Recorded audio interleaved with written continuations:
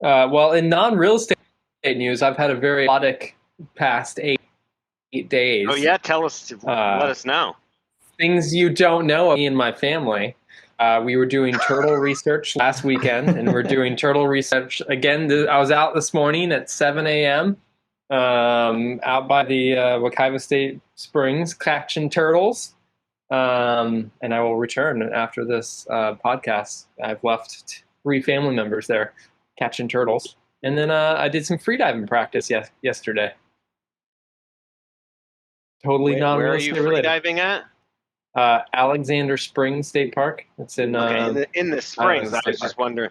Yeah, no, I'm just questioning the alligator situation. I'm sorry, I don't. Oh care. no, yeah. I don't care if it's a spring.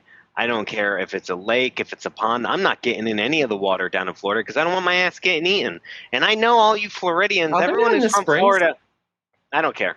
I don't care. All I need is one giant prehistoric monster down there coming up to get me. Florida, people don't understand. Florida is wild. There's just shit that you don't even know about just down here. And I'm not doing it. And my mom's from Florida, and she's like, oh, alligators won't bother you. I'm like, the fuck they will.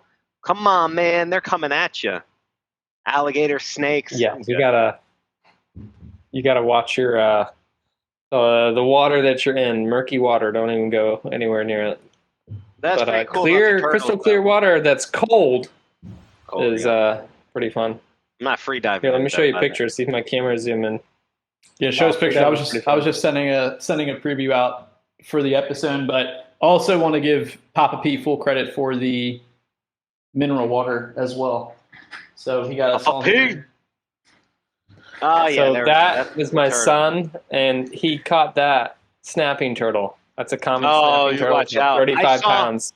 I saw an Instagram thing. Snapping turtles are the reason why you don't want to go swimming in the lake without shorts on.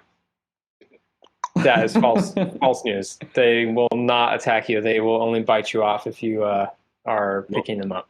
What if they think it's a Fake worm? News. And they just see it floating. Fake news.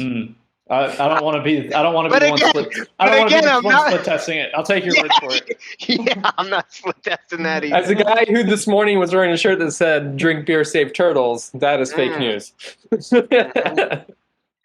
But yeah. Well, cheers, guys. Happy Friday. We're happy. We're healthy. We're helping a lot of people in the real estate space. John's having some family experiences with turtles. Hopefully, not getting anything bit off. Papa P's last week in PA. Yep, the P stands for PA, gentlemen. It does for Pennsylvania. I'm out of here. I'm excited to get back. I'd love it up in PA. You know, it's always good, especially with real estate. Everyone gets into real estate for the freedom, and it's nice to be able to come up here and work, and lightly work, I'll say. But I'm ready to get back to the swing of things. Like my desk, my station, all my work product, everything. Like just get back into the groove. And I do, and I know Carlos would be pumped about this. And I'm a workaholic. I am. Just raise my hand. I love it, workaholic, and I'm proud of it, but it's nice to recharge. And me and my wife we talked yesterday about some ideas for business, and, we feel like getting back to it, like we're ready to go. We got a little reset, especially after doing the lake last month and then this for the full month or almost the whole month of July. I'm ready to hit August, baby. Like I'm ready to knock this shit out of the park. Sometimes you need a recharge, right, Carlos? Absolutely.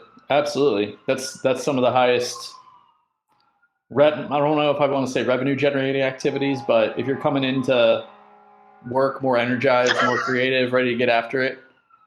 Do you hear some ambulances going by?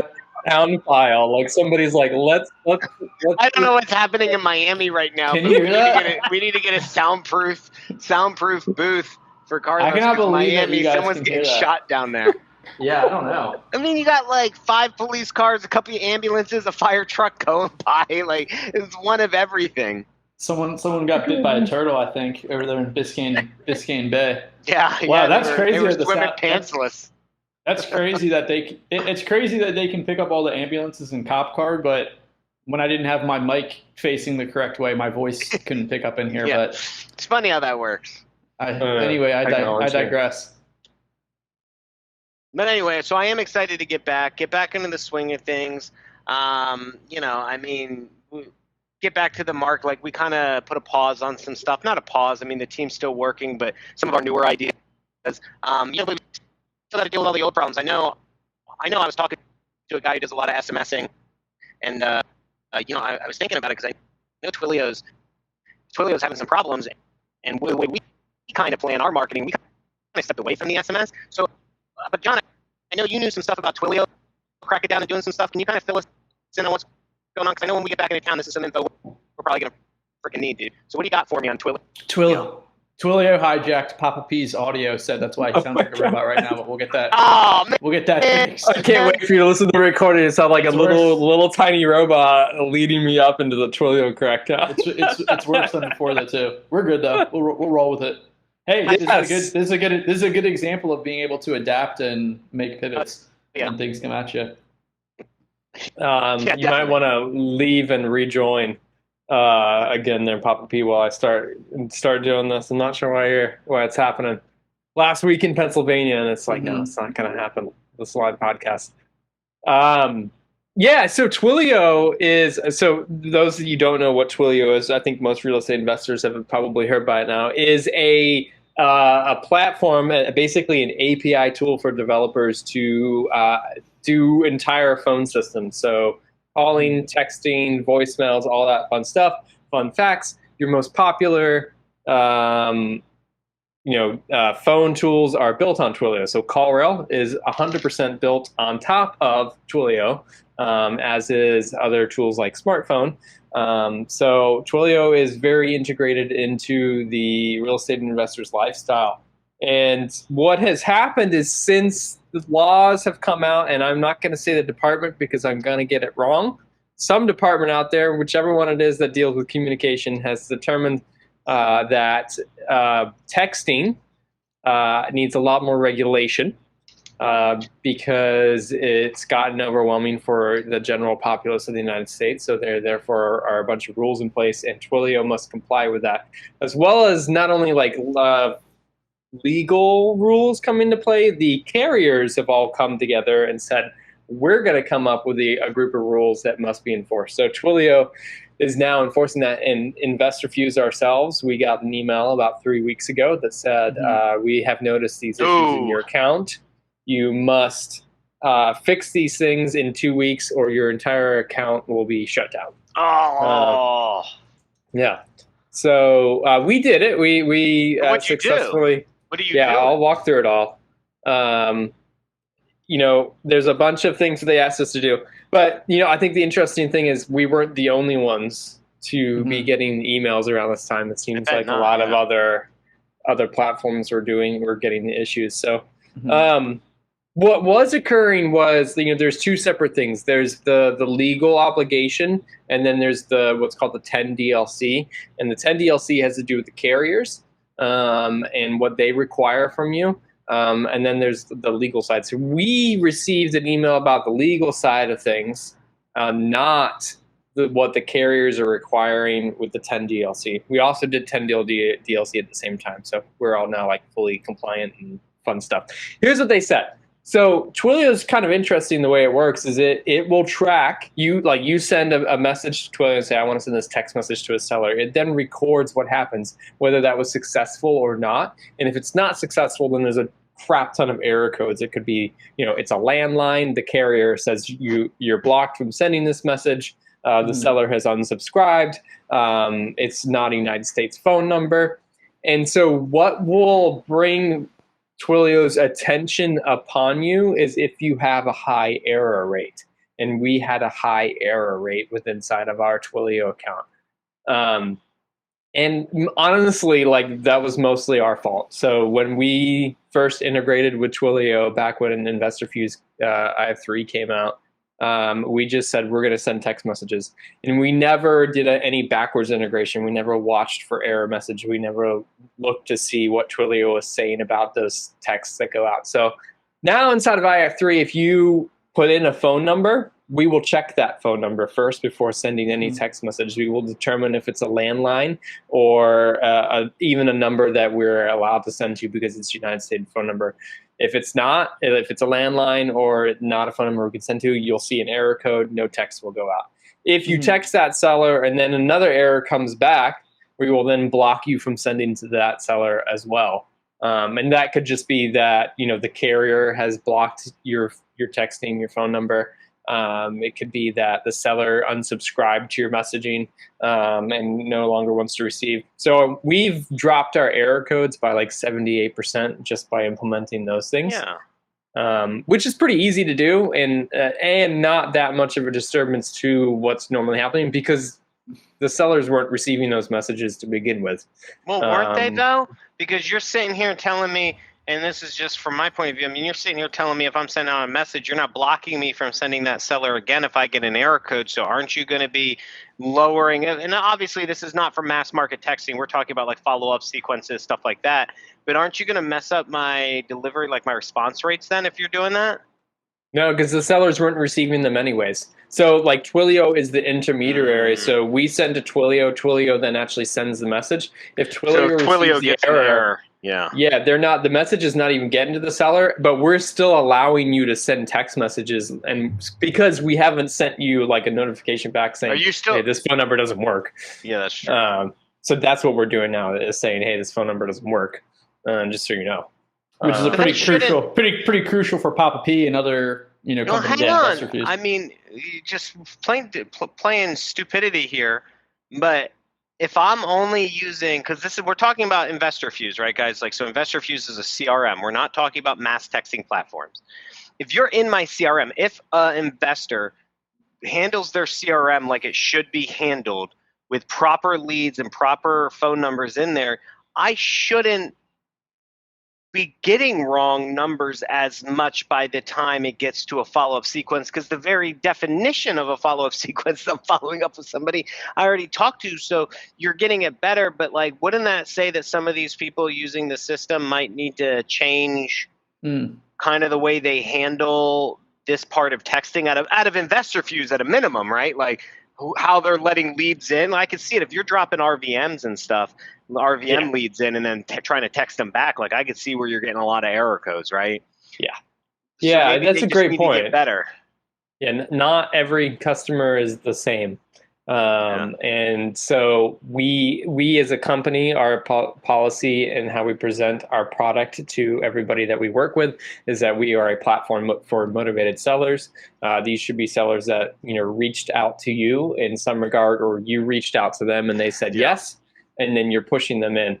However, not everybody uses the platform that way. So in an ideal standpoint, in an ideal situation, our customers, every single phone number, every single seller inside of there has been verified already.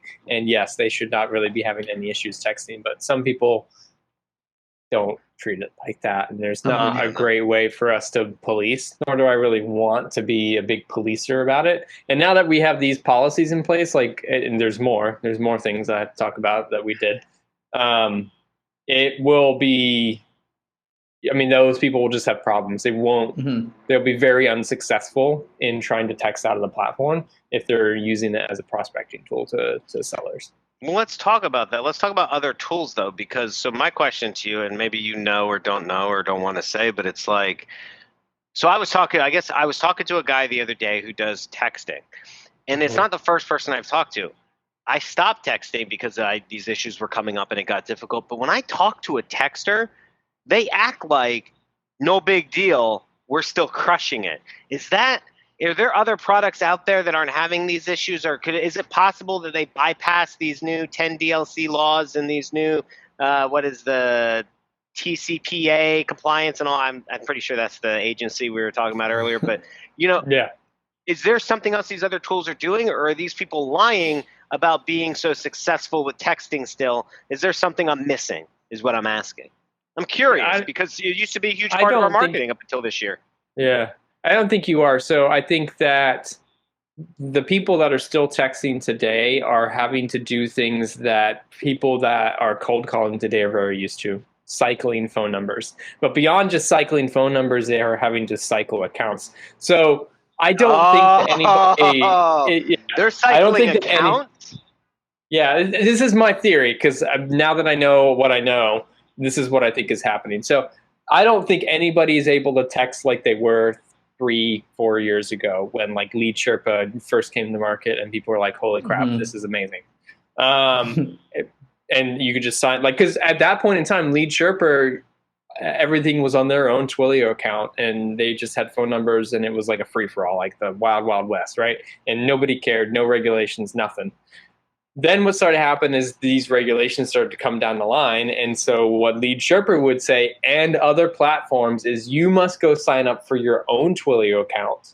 And then on that Twilio, that's what you're going to use to text. So we are no longer liable for your texting functionality. You will be liable for it. We're just giving you the user interface to use Twilio.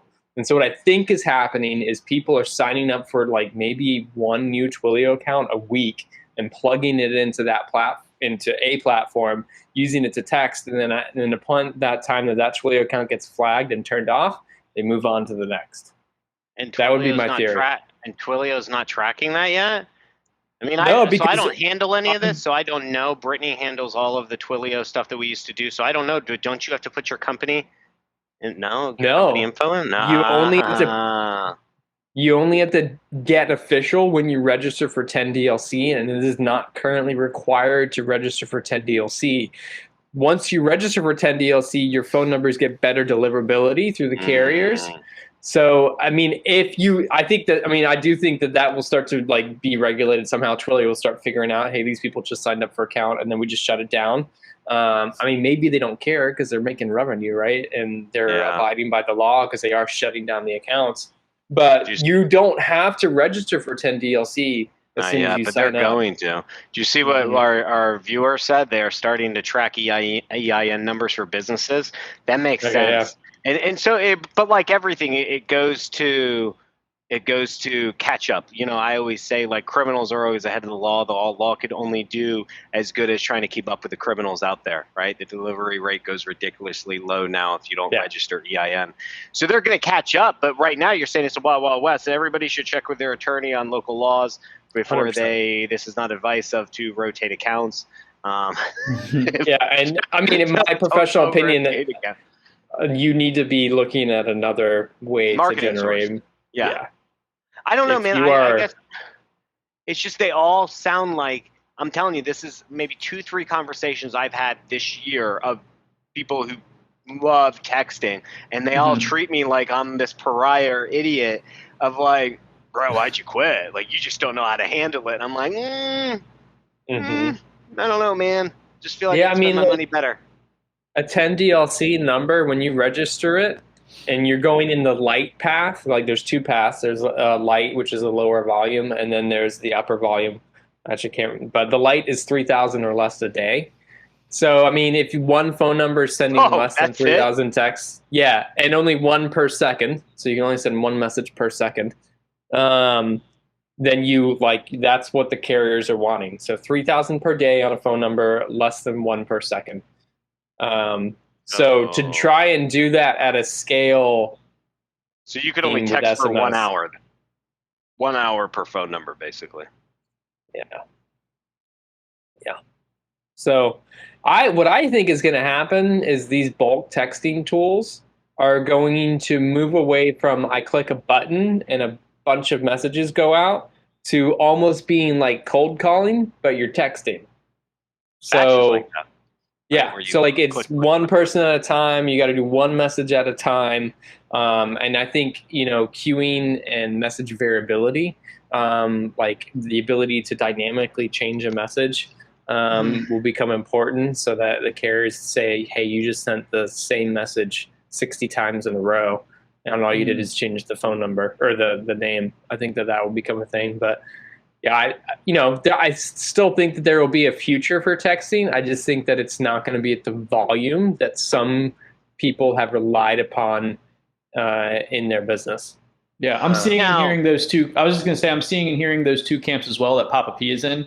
Like the people that have somewhat got away from telecommunications marketing, like gotten away from texting, and the people that are super bullish on it, like, oh, what are you doing? Yeah. We're still crushing it with texting. So that has been the strategy, because when Sherpa came out, like end of 2018, it was the wild, wild west. But the last year or so, people have been talking in masterminds and networking, like, what can we do to send as many texts as possible and get as many delivered as possible? So it's multiple accounts. Some people even in our mastermind use multiple texting services. They'll use Smarter Contact, Lead God, Sherpa. that is so much work. That is. But so the two things that I'm thinking of, one, which Papa P sounds like he's doing, is analyze different marketing channels that you can utilize. Two, if John and I's prediction of texting being more like bolt action rifle instead of like machine gun, like you to be a little bit more precise with it, that puts a massive importance on how you're managing your data using something like REI Ops Center, keeping your data and records as clean as possible. So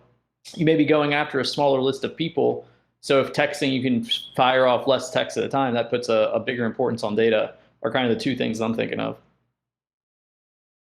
Yeah, I would agree with that. 100%. Yeah, I think going to the InvestorFuse thing, what investors could do now, I mean, if it was me, I would get better at what leads you're putting inside this system and making sure they're always warm leads. On the bulk side, man, obviously I'm of the camp of you need to find some different marketing channels. But the other thing, which is interesting, is possibly, again, a lot of this happens from bad numbers. It's almost like the email game, right? Back in the day, email blasting was Wild Wild West. A lot of laws came into place and things like MailChimp and them. You'll get flagged. You'll get your account shut down if you're not keeping, and your delivery rates go way down if you're not making sure you're only doing verified emails. How did you get your opt-ins, all that stuff. I can see where the SMS goes like that. But what I was getting at is you could almost say that it's going to go to maybe where you set up a different type of marketing flow too. John and I had talked about this because someone was talking to me about it, where SMS is maybe the second or third flow within a marketing campaign. You know, you cold call them first. Maybe then if they don't respond, narrow down that audience. You narrow it down to a more niche instead of what we used to do. We used Roar and Lead Sherpa back in the Wild Wild West of 2018, 2019, like in 2020. And we stopped in 2021, I think. But, instead of just blasting, I mean, we were sending, Brittany knows how many we sent out, but we were sending out thousands, you know what I mean? And a day, and it was just insane.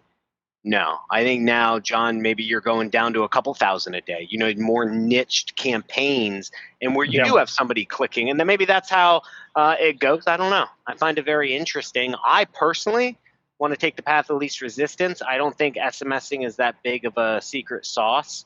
I think you can maximize any marketing channel. I mean, I know guys who do radio. I know guys who do TV. I know guys who do PPC. I know guys who do nationwide PPC, local PPC, Facebook. Cold calling. You could crush it in anything. I've heard of, I don't personally know, but someone was telling me they know somebody who's still crushing it in bandit signs. So, I mean, just got to be consistent, baby. The big C, consistency. Absolutely, yeah. I think the combination of inbound and outbound is becoming more and more important for somebody that wants to grow to the scale where, there's infinite amount of leads. I'm still waiting for the day when door knocking's coming back to town. I know a guy out in Las Vegas that's an essential part of his process, and he crushes it because nobody else door knocks. Just walk up and talk to somebody. They just walk up and be like, "Hey, I'm trying to talk to this person. That's my dad. He hasn't lived here for a year." Like, imagine how long it would take them to try and find that detail out by like cold calling and stuff. Sometimes, I don't know. Door knock. So how stupid you could be. So I used to door knock back long before I knew what wholesaling was actually wholesaling, back in the day before YouTube and shit. And I would hang what do you call them? Like the door hangers. Right? I get a bunch of them printed, but I wouldn't track it. So because I was ignorant of the whole marketing thing back then, no one trained me. So I'm just putting out my door knockers with my regular old cell phone, and you're not really tracking. So I never knew the success rate of how that worked out. I knew I got calls, but what my ROI and spend rate and all that. But it's interesting. I believe what you're saying, but everyone's kind of moved. Like, I can't door knock in Dallas. I guess you could door knock in Dallas. I mean, you can't say you can't do anything. You just got to build a team of door knockers. That's its own. But it becomes part of that funnel, right? So it's like, you got driving for dollars, get all these leads up here, you get them from lists, and you attempt to call them. You can't contact anybody. You try texting, whatever. And then it's like, hey, this person, like, we think there's a lot of motivation because they're on 5 different lists. can't reach them anyway, Go door knock. go door knock. I mean, it's definitely Find a a hot doable lead. thing. That's not a bad. And you know what I say on every episode. I'm a firm believer in cycles and everything reverting back to the mean. You know, going back to the way it Yeah. was. That's why I love basic shit. Yeah, I can see where you're right, John. I can see that becoming something. I don't know if we'll see it this year or next year, but I think in a very distressed market, there's definitely a place for door knocking. yeah. 100%. Spotio.com, best platform for tracking door knocking. Love Everybody's that. interest is This- not cheap. The cycles are so true too with like human psychology, like marketing. We'll start with real estate marketing. Like it's always cyclical stuff, kind of goes in cycles. Like as far as it's popular now, it dies down, then it goes back. Clothing styles, like what used to be like 80s retro, like dudes rocking mullets, now like high school frat dudes wear like mullets.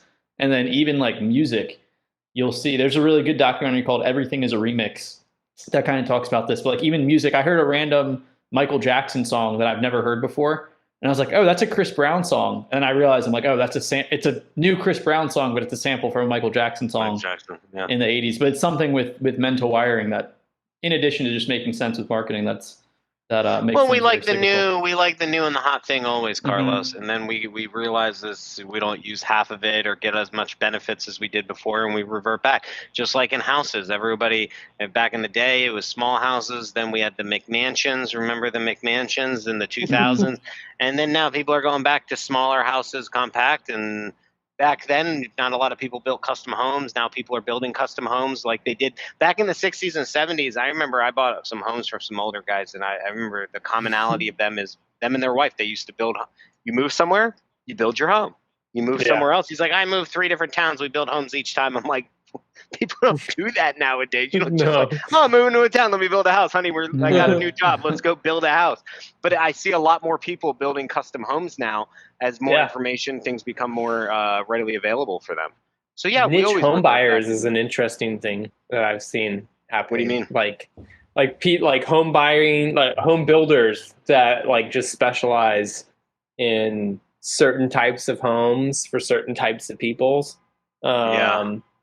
And like instead of being like you hire a general contractor, you find an architect and you do it all yourself. It's just like, these are the people that specialize in small teams and just building custom homes for people.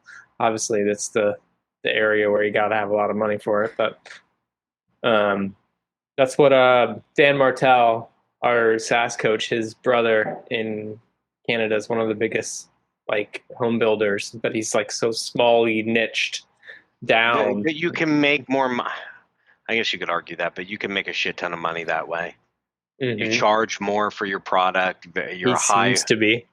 Yeah. I mean, people listen, man. I will pay for what I want. Right. If I get the way I want it. So, speaking of which, paying for things that I want and getting it the way I want. One thing that I'm always wanting is a way to track my employees. And John knows I do have my own ways. So we have in our company, we're huge into KPIs and tracking.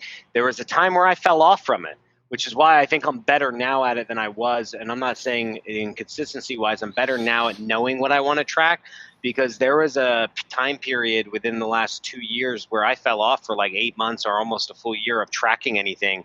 And I saw a significant decline in my business because I got lazy, because I was concentrating on like 5 other things. And I got lazy with tracking stuff, and my business started to suffer because of it. And we had to get back into tracking our numbers. But more importantly, not just tracking our numbers, John knows, it was a huge thing of tracking the performance of my employees. How much are they talking? How many deals are they getting? How many actions are they working with? How many dials? Because I always say dials goes into contacts, contacts goes into conversations, conversations goes into offers, baby. And how many offers you make goes into how many contracts you get. And you ain't making money if you ain't sending contracts. And so knowing what my employees are doing was something that I didn't do before. I track like my marketing KPIs, right, which is what everybody does. But then when I fell off and I came back and I started to really analyze things, I was like, I need to track it at the employee level as well, so I can understand what their performance is, so I know what I can promise people when I'm hiring them, what the averages are, what the expectations are. So John, like you were saying prior to us getting on the call that you had some stuff with InvestorFuse that I know you and I talked about previously, but I guess now you're actually getting ready for InvestorFuse to release it, or it is released? Can you kind of fill me in? Because if it is released, I mean, you haven't told me about it, which is a personal affront that I don't want to air on this show. We'll talk about it later, but you definitely owe me some ice cream if you already got that we have shit so online. many things going on, Brandon. I can't remember everything to tell you. That's fucked up if you didn't tell me about that. So fill us in, dude. All right, cool. Yeah, I mean, so we have quite a few screen things. sharing. Wow. If you're not watching this on Facebook or YouTube right now, you're missing out on a screen share live of what the behind the scenes InvestorFuse looks like. So we've been working on KPIs specific to employees, I'd say, for like the last couple of months with our deeper integration in the smartphone, which will officially launch in August, which I'm excited for. Actually, September, I think it does. But anyways, so we've built this thing called a mini dashboard. And so any user, if you're on the Pro or the Premium plan in InvestorFuse, when they go into their account, they click on this top here and they see stats that show. And it's all daily related. Man, that's pretty. Close. And so it's actions completed, ops touch, inbound calls, outbound calls, number of calls more than a minute, number of calls more than 5 minutes, total talk time, offers made, contracts sent, and deals signed. So that will show you per day. And so what we're doing is we're bringing this data into our employee scorecard. So what you see right here is our employee scorecard. And if you just if I scroll, there's a lot of data points in here, right? What we're doing is giving you the ability to turn some of these off. So if you don't care about some of these KPIs, if you're like, this isn't what I want to track with my employees, then you can just turn these off and get down to kind of the data that you are actually looking to do. And so you can just see the data points that you want for your scorecard. So in here, we are now bringing in that same kind of data. So inbound calls, outbound calls, number of calls more than a minute, number of calls more than 5 minutes, total talk time is all in here. And what you don't see here, because we're still working on it next week, and so what you see right here should be coming out middle of August, and then what I'm about to talk about will come out end of August, is we're going to give some more views to this scorecard. So you can see it in a daily and a weekly view. Yeah, that's what where you've got the KPIs on as the rows, and you've got the employees as the columns. Hang on. So you're telling me that I'm right now, this is what I could see, but when you release it to everybody, I could see by day what my employee did. So I wake up for my morning meeting, we can review, hey, here's what you did specifically yesterday, because if anyone's looking at the screen right now, it works in date grouping, but you're saying I'll be able to do, because that's a key thing, right, is going daily. You got to hold them accountable. So I love that, man. That's cool. What else you got? I'm sitting close to my screen right now trying to eye this thing out. Let's check it out. So I really think it has a lot of data points, and maybe we'll talk about the data points here in a minute, and it's be a fun feedback session of what we're missing. But the other piece that we are doing is for, again, the Pro and Premiums. I don't know if I have one here. Let me see if I can find an opportunity that might have some data on it. No, I don't. Anyways, what will also appear is per opportunity, there's going to be another mini dashboard that shows up underneath here that will show you inbound calls, outbound calls, number of calls more than 5 minutes, number of calls more than whatever it is, and total talk time. So you'll be able to see per opportunity seller how much communication is actually happening, and then you'll be able to look at the employee and see what are they doing every day, every week. Do you want to know why that's important, John?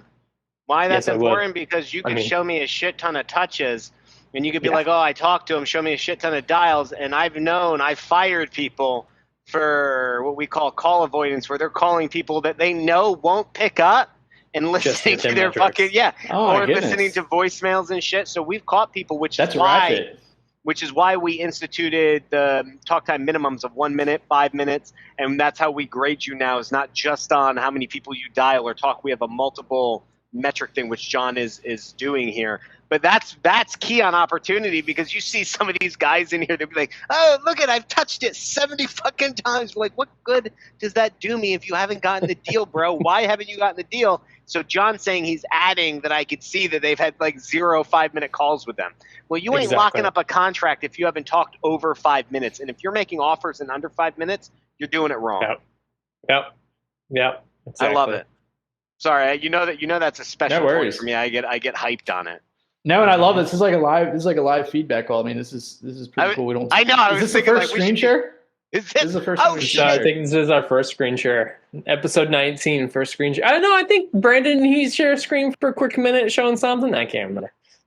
Possibly. Hey, can you do me a favor? The one question I have, right? Because you're always, and this is just because John's like the co-founder of this software here, but like he's always showing me his account, and I don't need you to switch accounts. What I need you to do is tell me, because I'm looking at it from an owner perspective, right? I'm looking at it Mhm. from a manager, and obviously, John, you're in like an owner account where you have full admin access. But Yeah. what can one of my acquisition reps see? Can they see that everybody's scorecard? Can they just see theirs? Do they get that cool thing at the top? Or do they get that dashboard thing? What do they get? So an individual user currently only gets this, Yeah. and it will show them what they are doing that current day. So our kind of next step here after we finish with the employee scorecard, which is the manager view of that data, is to add a historical personal record into my dashboard. So me as a user, I could come and look to see what I did yesterday. So currently that's not there right now, but yeah, that will be something that we add here into this my dashboard. So I as a user can look at what I did yesterday or what I did last week. And just so all the users know, John's able, and I've been repping smartphone for years because I've been with them like 5-6 years, whatever. Oh wow! But yeah, since the beginning, I used them back in the day. But John's able to do a lot of this because a lot of it users and John's InvestorFuse ties in directly into smartphone, and I personally recommend smartphone. No, I don't have an affiliate, but I should. But I think smartphone is clutch because with tying in with InvestorFuse, if you're not tracking your talk time, giving them minimums, tracking your how many minutes they're supposed to talk, because I could tell, I want to know how many people 1 minute and 5 minute and beyond, because that tells me what type of combos you're having and if you did my full sales process or not. So that's key, 100%. And he's tied in. So that's why he could tell you all these numbers, because his software ties into the smartphone system that you should be using as your VoIP. You should never, ever, ever, ever be allowing your acquisition reps to be using their fucking cell phone. And I still know some big companies that allow them to do that. And you know what? They're big and they make money, so they don't really care about the little details, but I do. No, whenever somebody tells me that, it's like a question I ask. Like, when the first time I meet somebody and they're telling me their acquisition process, I'm like, so how do your acquisition people call? If they say cell phone, I want to smack them upside the head. Fuck that, dude. Because, yeah, 100%. I totally recommend smartphone. Jordan, the CEO, he's a longtime Podio developer, so I know him from back in the old glory Podio days.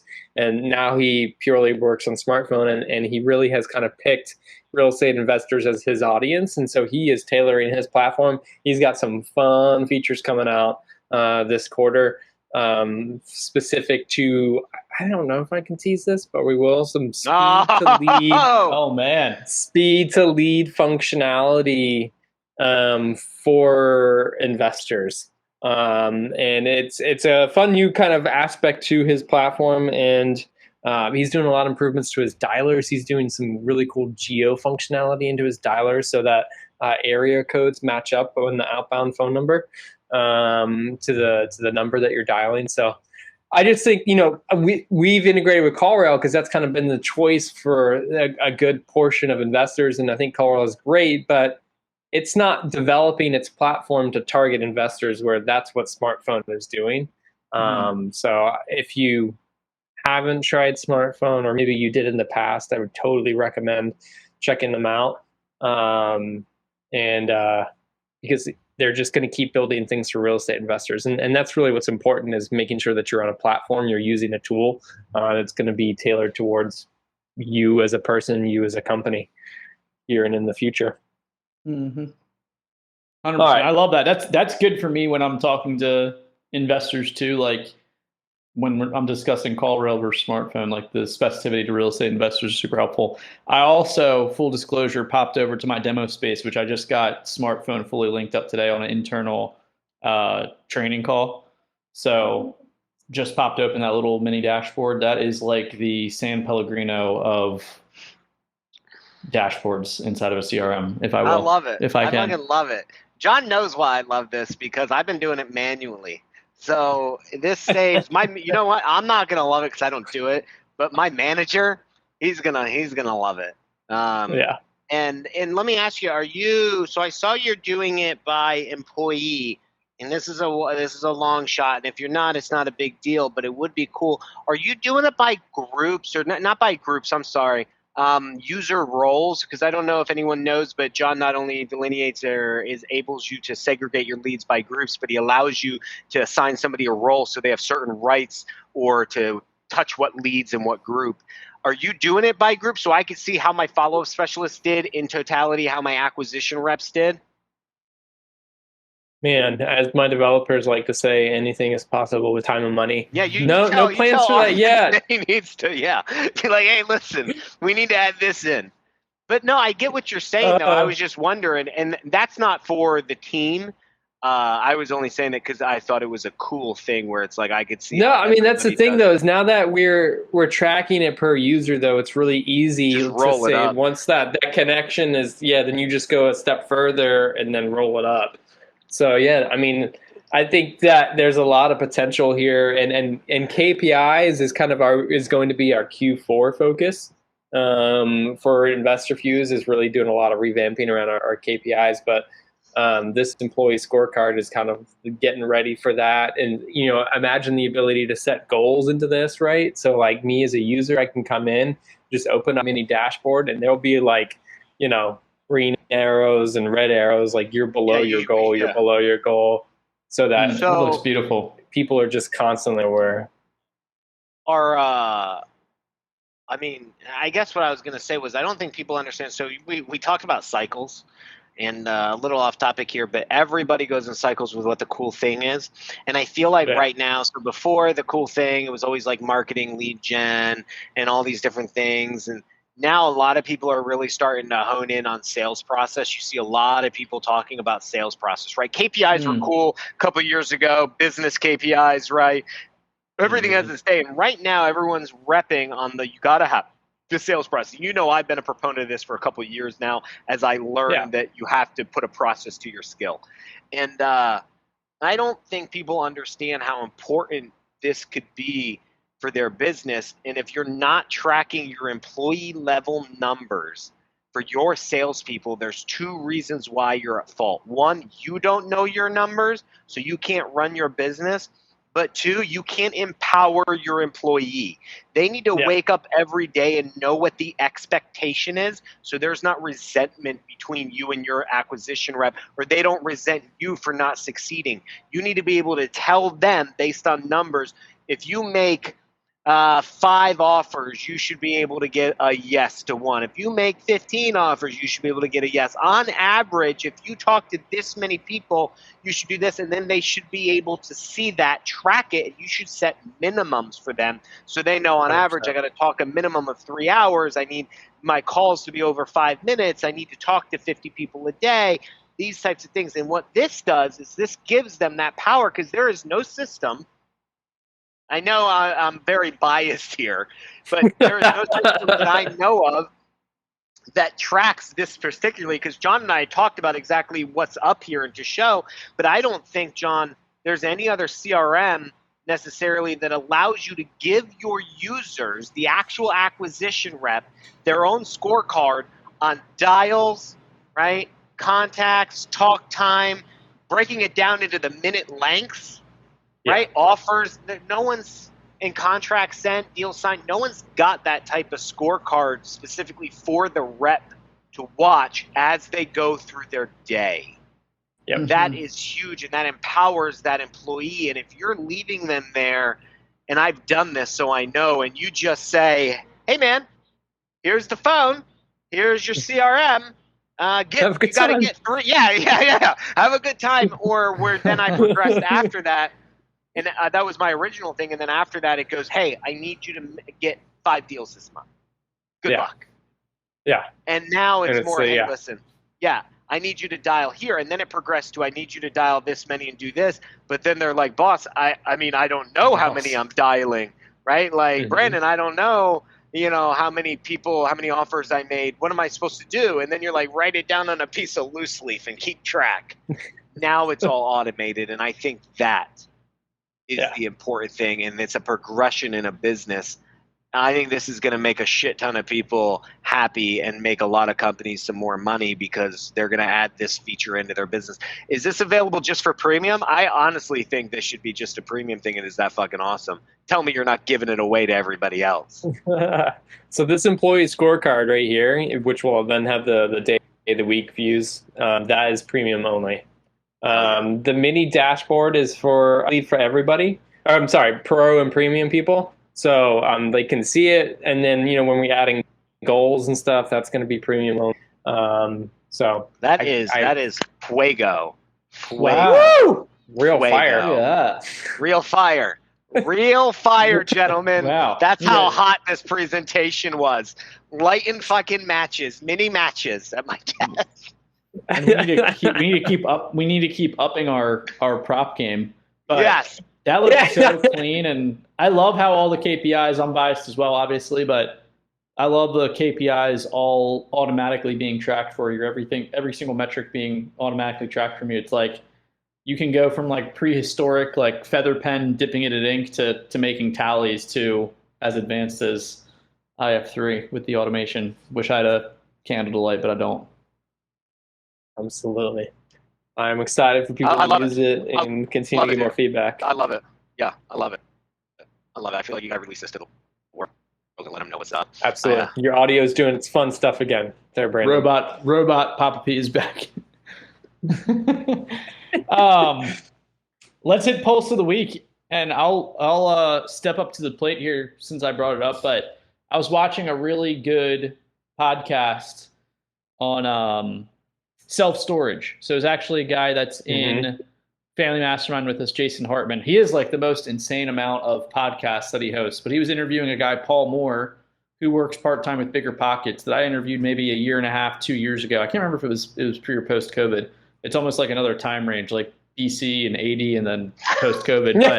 But he was talking about something that we've seen, kind of a little bit of a qualitative topic, but just people living life differently after COVID, putting like an emphasis or priority on like experiences, relationships, things like that. But what I found was interesting in that interview, Papa P's back, what I found that was interesting in that interview was Paul Moore saying he is a big company, a lot of self-storage, like almost every asset class, but he was saying a lot of investors that typically have excess funds to put into investment properties to get as best return as possible are now taking that and they're investing in, like, Brandon's talked about, they're investing in properties not to get a return, for like experiences. So all these big investors that typically would be buying self-storage, mobile home parks, multi-unit are buying lifestyle, like lake houses. Yeah. They're like, don't tell them that. Don't steal my ideas, guys. Don't go up. Dude, I still need a house. That's what this dude, Paul Moore from Bigger Pockets, is saying. Like that's like a trend he's been seeing. Is investors are like, man, does it really matter if I like big and successful investors that have a lot of assets? They're like, man, does it really make sense for me to just keep buying assets or to make money, or should I buy a lake house or a big piece of land to go shoot guns or ride four-wheelers or ATV with my family? And that's a trend that apparently is picking up from COVID. People are just putting more of like a value on life and value on not being quarantined and stuff like that. So I thought that's interesting. I mean, John has seen it in some examples recently. So I've seen it. Yeah, I've seen it. I mean, I think it also comes with the excess funds that have been had during a good market. That's true. That's a good point. I mean, I remember I was not here before the crash, but I remember guys telling me stories. Back in my day, type stuff. Where, I mean, they were doing the same shit. They were taking private jets everywhere in 2006, 2007. They were going on lavish European vacations, doing stuff, not so much buying these investments. But then the money ran dry. I could see people, because they made so much money during COVID, Carlos, I don't understand why they wouldn't want to buy a lifestyle property, right? Because they have that ability to. Why not buy? I mean, I know a couple guys who bought some land out west and stuff, and they're enjoying life. We would love to do that too. I want to buy a lake house. Why wouldn't you do that if especially there's a way to generate revenue from it? I mean, unless you're really wealthy where That's- you don't yeah. need to generate revenue, it's more of a deduction than it is a revenue generation. Yeah. There's a lot, I think, of increase in that like Airbnb conversation of I could buy this awesome property that I may myself only go to a month out of the year, but I can still generate money off of it. The other 11 months out of the year. I mean, that wasn't really a thing. No, it wasn't even possible. We couldn't even have 6, this 8 conversation years ago. 8 years Yeah. ago. You couldn't.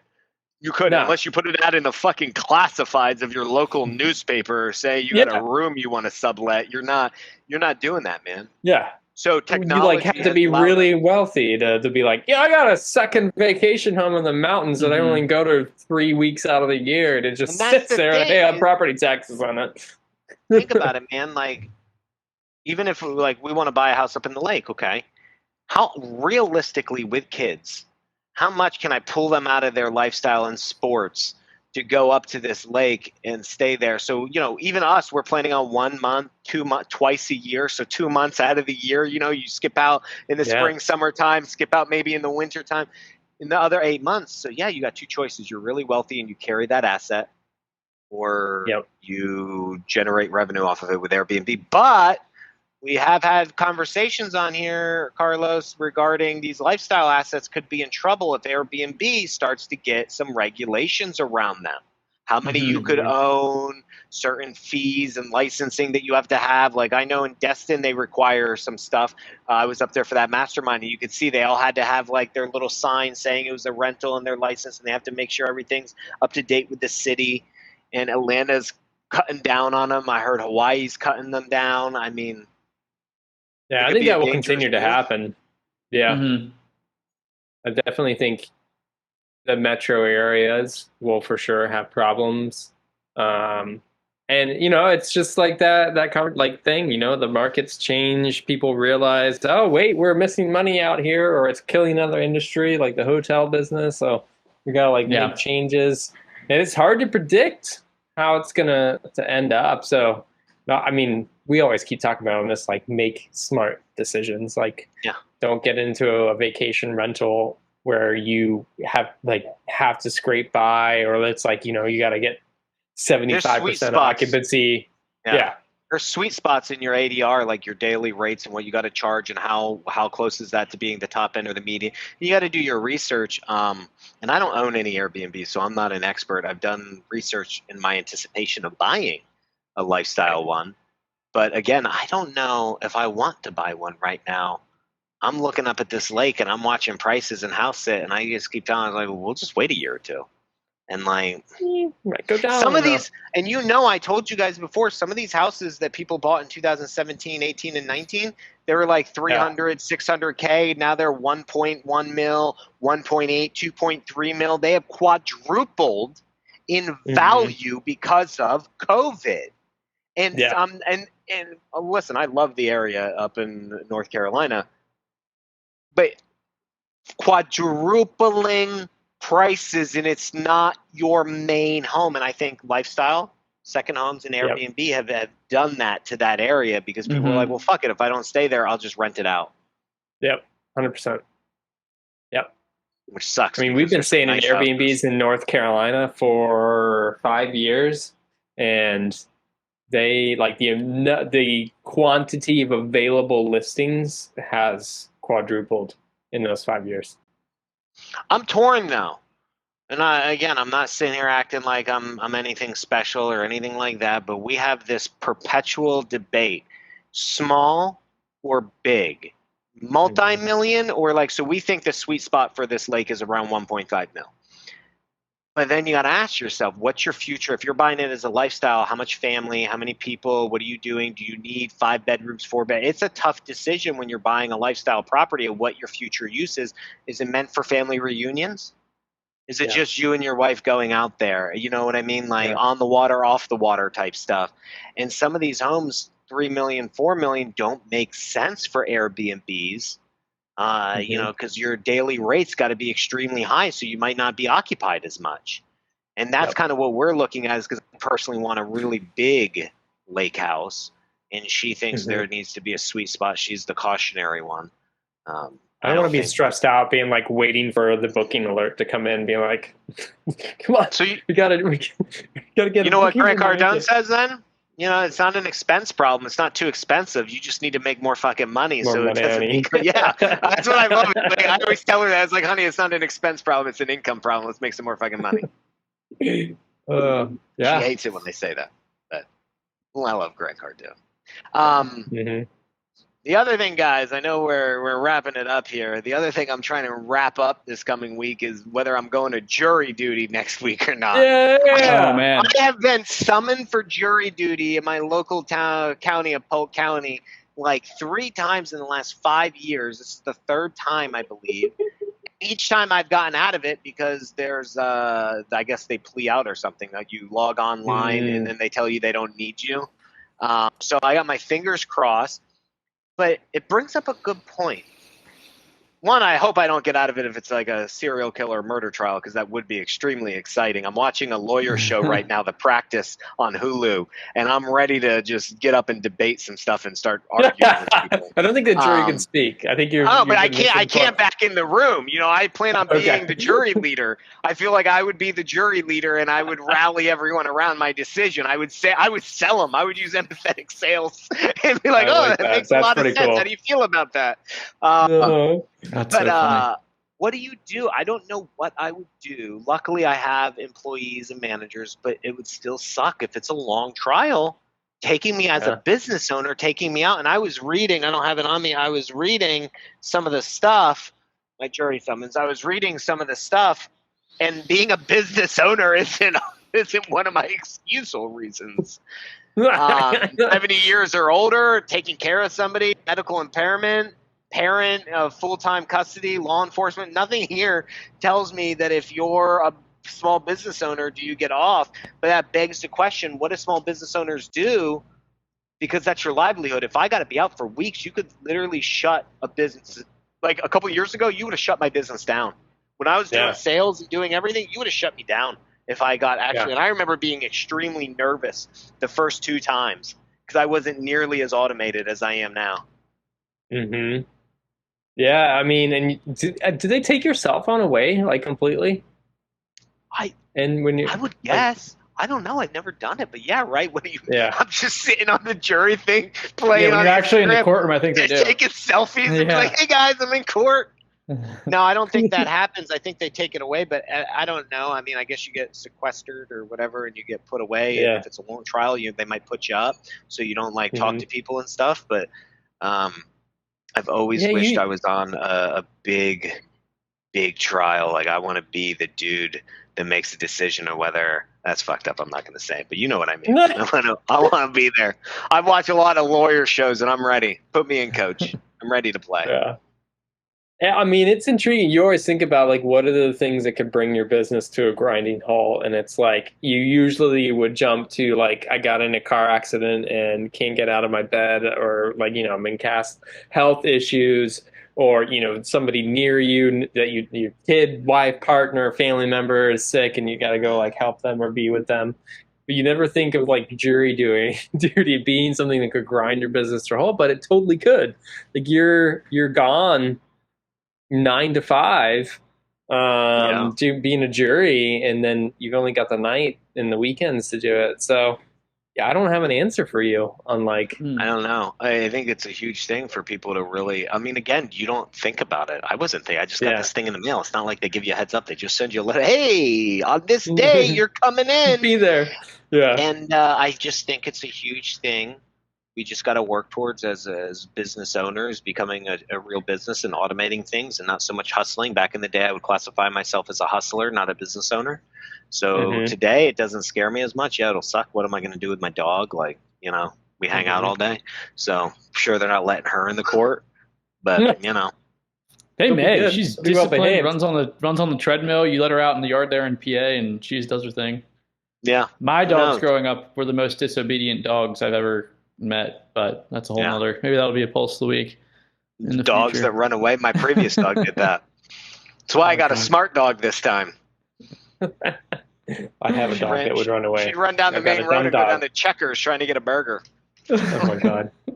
I got 3 dogs. I got a dumb dog, a medium dog, and then I got a really intelligent dog. Yeah. But yeah. That's the way it goes, man, these dogs. But I guess anyway, guys, like, I don't know. I'll let you know if you see me next week. If you don't hear from me after Tuesday, you know I've been sequestered back at some jury pool, and I'll be deciding some killer's fate. Cool. Let's talk real estate. We'll be really empty without you, Brandon.